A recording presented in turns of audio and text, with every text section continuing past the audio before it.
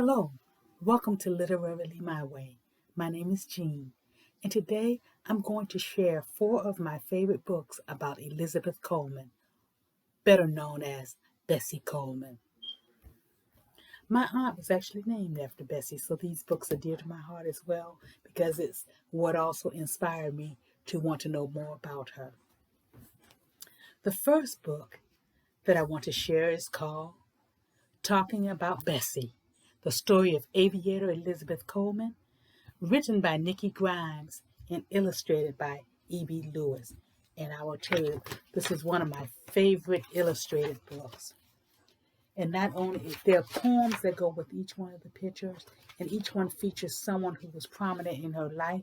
Could have been her flight instructor, might have been a customer of hers when she did laundry, could have been someone in the barbershop where she was, but each one tells a story, but in poetry and with the illustrations that correlate with each one.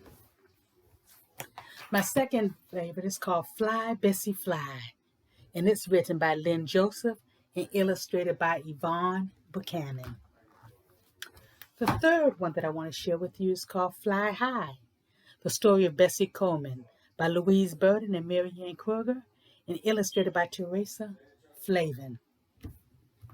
And the one that I will share with you today and as a read aloud is called Nobody Owns the Sky. And it's the story of brave Bessie Coleman. This one I like a lot for several reasons. One, it's written in prose, if you will, and there's a lot of rhymes. And so it's a good one to get especially young kids involved in and to be able to teach about rhyming words. I also like it because of who wrote the book. It's written by Reeve Lindberg and illustrated by Pamela Paparoni. Now you're probably asking, who in the world is Reeve Lindberg? Well, you know the name Lindberg. And I'm going to read what it says in the back of the book before I start the book. Reeve Lindberg, daughter of aviator Charles Lindberg and poet Anne Morris Lindberg, says he first learned about Bessie Coleman in 1987, which was the 60th anniversary of her father's famous flight. She said, and I quote, "Bessie was an incredible, brave person who was hardly noticed, while my parents got so much publicity that it was difficult for them to live their normal lives. I saw a crazy imbalance and wanted to set things right. And to set things right, she wrote this book." And she has other books for children, including What is the Sun, The Circle of Days.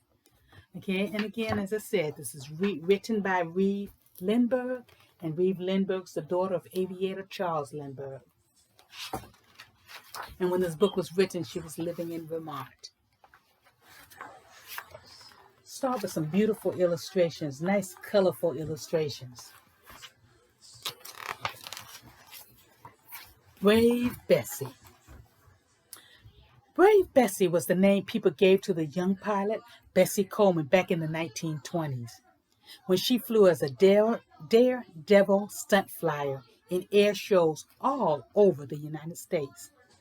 She was born in 1892, the daughter of a Native American father and an African American mother.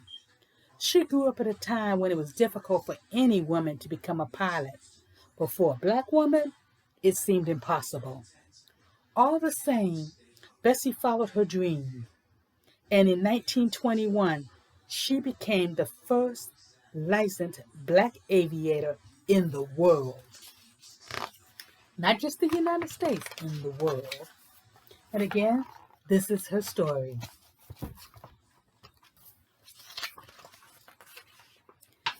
There was a young woman who wanted to fly, but the people say, "Kiss that wish goodbye. The sky's too big and the sky's too high, and you never will fly, so you better not try." But this woman laughed, and she said, "Why? Nobody owns the sky."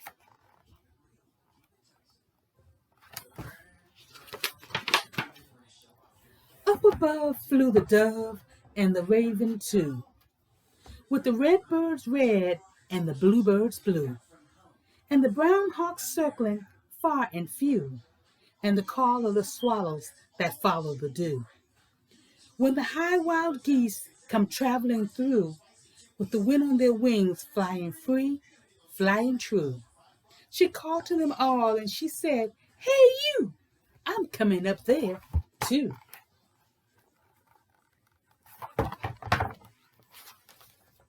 Bessie Coleman grew up a century ago in a cabin built near where the creek waters flow.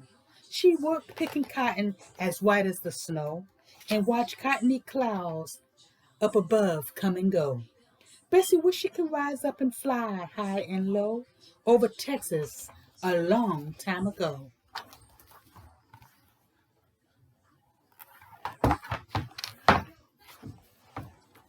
Bessie's mother had not learned to read or to write, but her children were raised to be eager and bright. Bessie worked hard at school and she dreamed about flight. People said she was crazy, it wouldn't be right. You're a girl, not a man, and you're not even white. But did she stop dreaming? Not quite.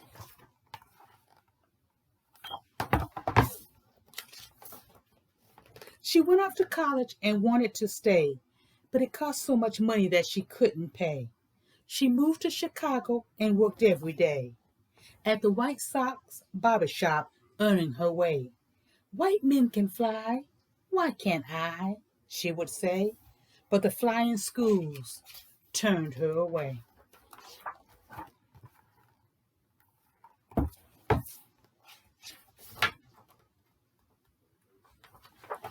Bessie manicured nails while the barber cut hair, and she dreamed about flying but did not know where. Then one day someone said, "Fly in France, they won't care that you're black and a woman," so Bessie went there. She was young, tough, and smart. She had courage to spare, and she took like a hawk to the air.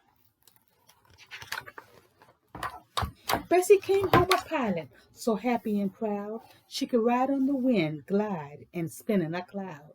Parachute, loop-the-loop, Bessie drew a huge crowd when she flew over airports of fields barely plowed. Her courage and daring had everyone wild. "Brave, brave Bessie," they shout out loud.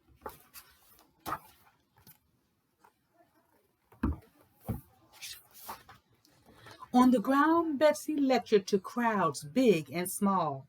People gathered in churches or inside the town hall. "Come and fly, boys and girls, black or white, short or tall. Come and fly, everybody, come answer my call. The air has no barrier, boundary, or wall. The blue sky has room for us all." Bessie's life was not too long, but she flew far and wide. In Chicago, she showed off a rickshaw glide. Her air shows in Boston left crowds starry-eyed, but in Jacksonville, Florida, everyone cried because Bessie's plane flew and she fell and she died. "Farewell to brave Bessie," they sighed. Other young men and women soon wanted to fly, and the people said, "Why don't you give it a try? The sky's still big and the sky's still high, but you're bound to get there by and by. Just remember her words till the day you die. Nobody owns the sky."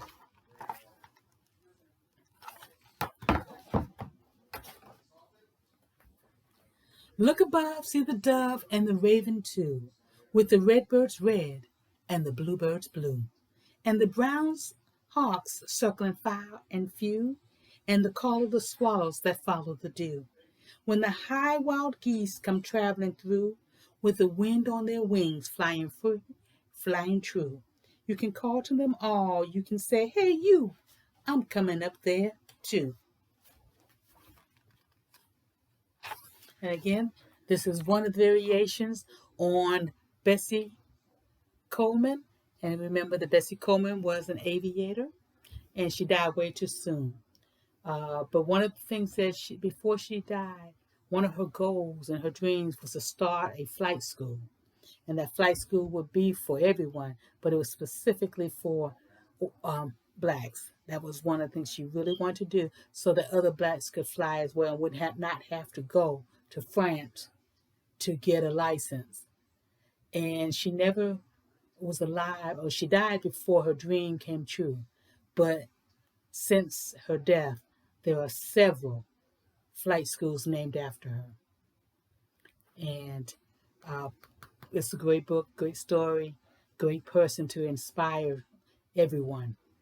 If we really try and we work hard, we can reach our dreams because nobody owns the sky. Thank you for tuning in to Literarily My Way. Have a great day.